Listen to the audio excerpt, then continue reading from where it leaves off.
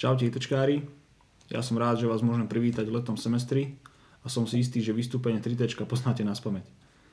Dovoľte, aby som uvedol prvú správu. Na Žilinskej univerzite horelo.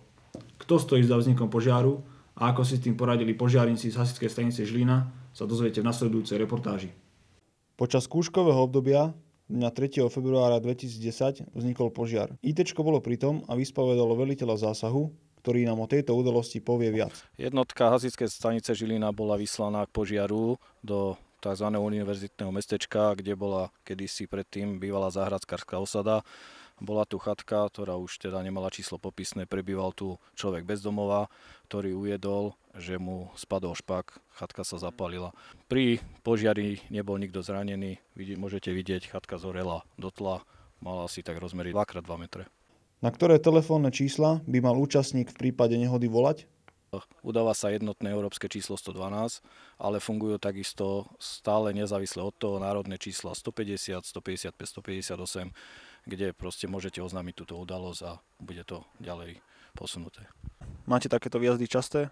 No toto je, dá sa povedať, udalosť alebo jedna z takých udalostí, ktorá je pre nás také takzvané drobnosti. Prídeme, urobíme svoju prácu, odchádzame za pár minút. Takže milí ITčkári, vidíte, čo sa tu stalo na univerzitnom mestečku. Ja vám ďakujem za pozornosť. Miroslav Fica, dovidenia. Mám tu pre vás ešte jednu akciu, podľa ktorej už možno poznáte, s názvom Valentínska kvapka krvi. Všetci tí, ktorí chcú pomôcť alebo spraviť dobrú vec, sú vítaní. Bližšie info v reportáži. Aj tento rok sa uskutoční Valentínska kvapka krvi. O akcii nám viac povie pani Laurincová. Tento rok sa koná 15. ročník Valentínskej kvapky krvi. Je to už tradičná akcia, ktorá je organizovaná v súčinnosti s Červeným krížom, Slovenským Červeným krížom a Národnou transfúznou službou Slovenskej republiky. Na toto obdobie máme na 24.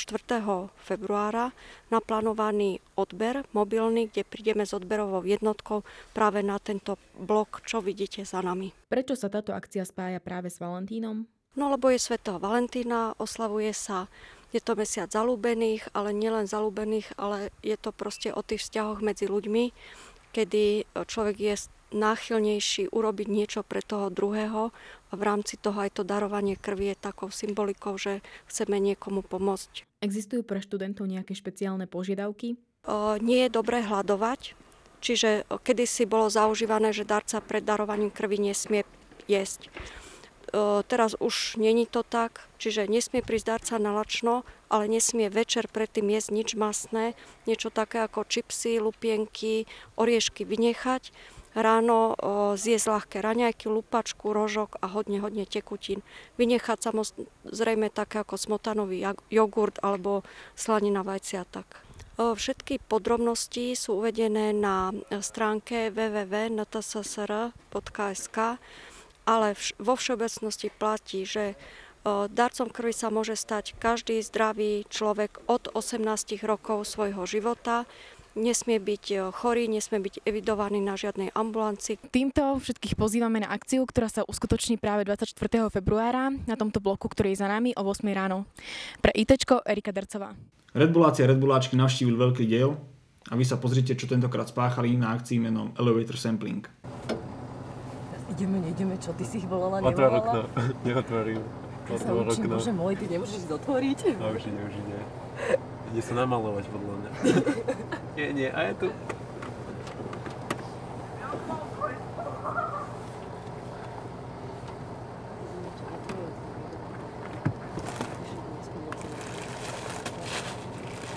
Ale bez kamery. Čaute. Aloha, čaute, čo robíte? Ty sa učíš, čo? Hej, sme plne zaneprázdnení. Videla som. Plne zaneprázdnení a nemali si dootvoriť okno.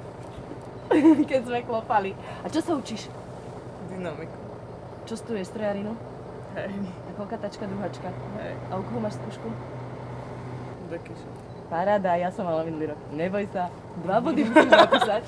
Hej, to bude super. Ideš na prvýkrát? Hej. No, tak neboj, to dáš, uvidíš. Tak tu máš od nás troška energie, dobre? Ďakujem. Aby ti to išlo lepšie a zavolaj spolubývajúceho. Alebo priateľa, neviem. Poď aj ty.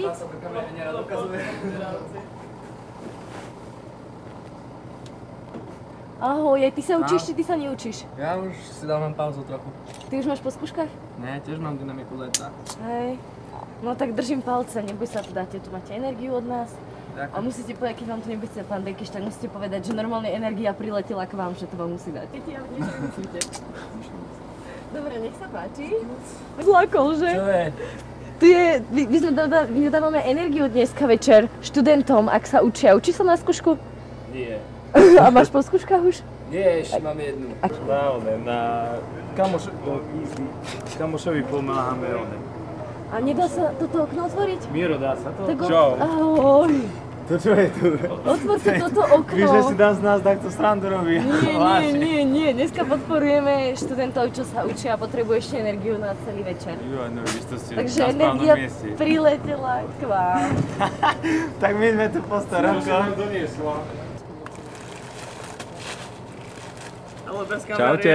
Aloha, čaute, čo robíte? Ty sa učíš, čo? Hej, sme plne zaneprázdnení. Videla som. Plne zaneprázdnený, ani nemali si dootvoriť okno. Keď sme klopali. A čo sa učíš? Dynamiku. Tak tu máš od nás troška energie, dobre? Aby ti to išlo lepšie. A zavolaj spolubývajúceho. Alebo priateľa, neviem. Ahoj, aj ty sa učíš, či ty sa neučíš? Ja už si dávam pauzu trochu. Ty už máš po skúškach? Ne, tiež mám dynamiku leta. Hej. No tak držím palce, neboj sa, tu dáte, tu máte energiu od nás. A Ďakujem. musíte povedať, keď vám to nebude pán Dekyš, tak musíte povedať, že normálne energia priletela k vám, že to vám musí dať. To bolo z bloku správ všetko a ja sa na vás teším opäť o týždeň. Čaute.